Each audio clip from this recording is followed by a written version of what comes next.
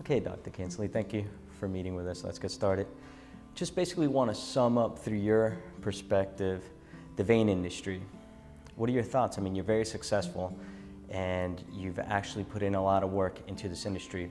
What do you attribute your success to? Well, my background is in vascular surgery, so I recognized early that modern vein treatments were a tremendous advance in care of patients with vein disorders. And I often say, and I speak, that the modern trends in vein work probably represent one of the greatest advances in vascular specialty in 30, 40 years. It impacts far more people than even arterial disease. It impacts a younger age population. It impacts a working age population. And it allows a large number of folks to be treated who in the past either refused or could not be treated by virtue of the methods we had available to treat them with. So the real advance is modern technology, modern ultrasound, modern laser devices, and the technology we have to treat a huge patient population that suffered not life and death issues, but quality of life issues. That's a very modest approach to the question, but let's find out, how long have you been at this game? And I mean, you've got a following, you got a lot of people paying attention to you. You speak all over the country, all over the world. I started this about 10 years ago. I heard a physician from Spain actually speak about endovenous laser ablation. Purchased a laser, had a hard time finding a laser to do this procedure. Found one in Dallas, Texas, made by the Germans. Decided that it was indeed going to be a big advance if we could learn and develop this technology. So I bought it personally, taught myself really how to do these procedures, and helped advance some of the technology along the way, and saw the results were really good. Better outcomes, less downtime. It was just a better situation. I was doing arterial surgery and lung surgery. I had done it in my career, but I decided I would make vein work a focus. I began to be invited to give talks around by various people, some by the laser companies. Then word was out that I had quite a lot of experience. I began to offer teaching programs to doctors, and they would come here to Birmingham and we would show them these new technologies. So we started a formal training program, and we've now trained about 150 physicians across really the whole world, all across the U.S. and Japan and Australia and Taipei, Taiwan, and Canada, a lot of places. Grew to the point that it's still growing, that I had to make more decisions. I had to hire more doctors. I've now hired 3 doctors, about to hire another. So I've had quite the professional run here the last 10 years with this new burgeoning vein practice. What would you consider, if there was such a thing as a formula to success, and you're maybe wanting to talk to people that are just getting into the field of phlebology or just putting these things together? I like doctors to always focus on the patient. That will be your best success. You give your patient the best outcome in the least amount of time, and they quickly tell their friends. So I say, listen, if you want to enter this business and you want to grow your practice, it's simple. You do like you do always. You take really good care of your folks. You give them the best result you can in the shortest amount of time. And then we do silly things that are real popular that patients love because they're caring things. We give them our cell telephone number. We don't go through an answering service.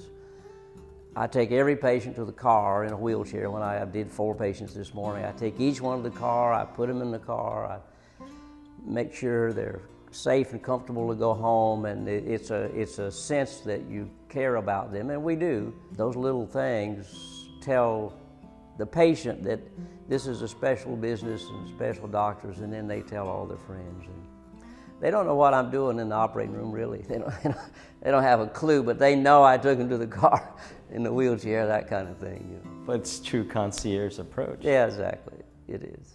When it comes to running your business, marketing yourself, where do you find success? Well, I still believe internal marketing is more potent than external marketing, which is what I'm talking about when I say treat the patient right, make them understand you really care for them.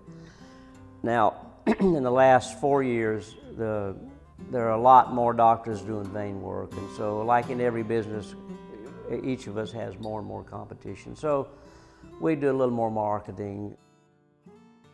My best marketing piece has been a DVD that we do internally. I hired an actress from Mississippi who had the right age, the right southern dialect, and she interviewed all the doctors, and she did a little tour through the facility and all the operating rooms, and every patient gets one even before they show up.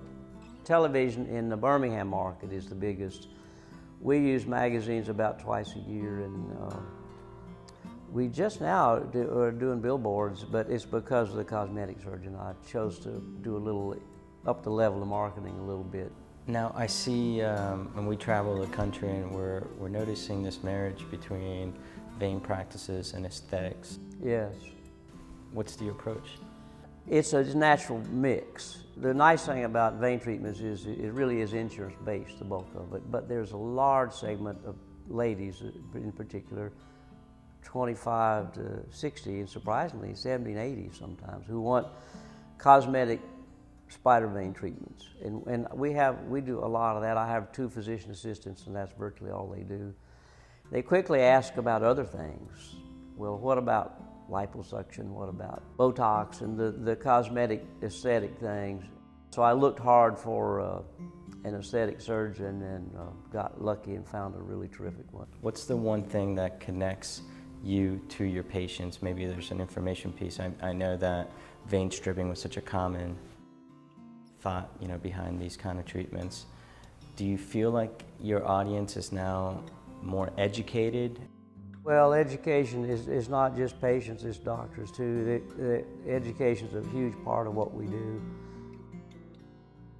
We do an interesting thing. We see 50 new patients a week in our practice, just for vein disorders. I started this quite some time ago. I take them into a conference room and we give them a lecture. It's a good 30-minute lecture on what causes vein problems and then the modern treatments. And they sit there and listen. They don't need everything that we talk about, but they're educated quite well. That's 50 patients a week, and they go out and tell a lot of people. It works well. It's very efficient. Then we leave that room and we break up into the exam rooms and we finish our consultation. Give us possibly the near future of vein treatment.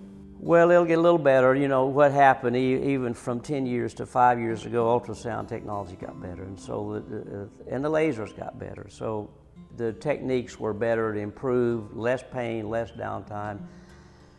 We worried we would see a limit to how far this is going to go, but I think we're not going to. We're going to see probably more use of more sclerosants across the world. That sort of, it's already in Europe because they don't have the insurance reimbursement we do.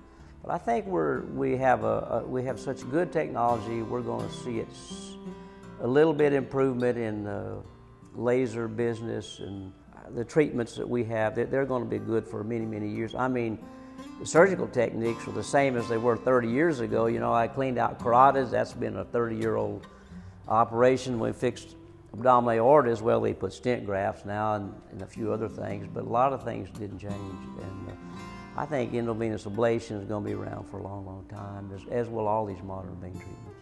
Thank you so much for taking the time to meet with us. Very educational. My pleasure.